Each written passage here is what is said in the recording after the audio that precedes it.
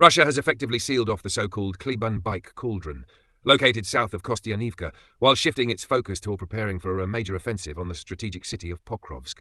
Recent assaults carried out by formations from Russia's Western military group enabled them to seize Sredneye, a settlement in northern Donetsk. Simultaneously, forces of the southern group advanced to capture Kleban-Byk, a village situated on elevated terrain south of Kostiantynivka. This high ground has proven invaluable, granting Russian FPV drones the ability to dominate much of Kostiantynivka's surrounding area.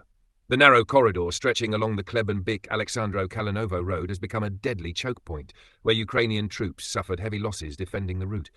According to some reports, as many as 3,000 Ukrainian soldiers may have perished in Kleban-Byk and along this bottleneck under Russian firepower. With ground escape routes largely cut off, a number of Ukrainian fighters are now attempting desperate crossings of the Kleban-Byk reservoir using makeshift rafts and boats to reach safety in Kostiantynivka. Ukrainian intelligence assesses that Moscow envisions a breakthrough at Pokrovsk as a springboard for deeper operations into Donetsk. This has fueled speculation that Russia could soon launch an all-in assault there, reinforced by battle-hardened naval infantry brigades. Kiev estimates that around 150,000 Russian troops are already massed in the sector, up from 100,000 just weeks earlier. Ukrainian commanders admit the figure may be exaggerated, partly to emphasize the looming danger. In mid-August, Russian forces unexpectedly pierced Ukrainian defenses north of Pokrovsk with small mobile detachments, advancing nearly 10 kilometers. Kiev's general staff had to rush the elite 1st Azov Corps to blunt the thrust.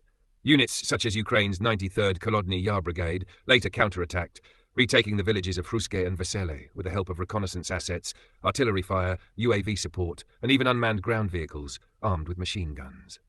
Nonetheless, the terrain around Pokrovsk severely complicates counterattacks.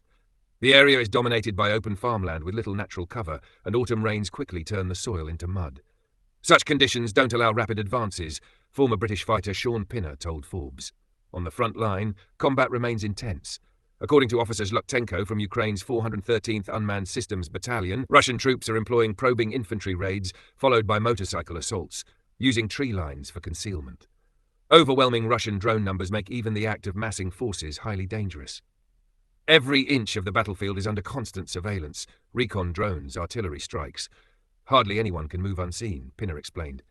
Ukraine has tried to disrupt Russian troops and vehicles up to 20 kilometers behind the lines, but Russian electronic warfare has blunted many of these efforts.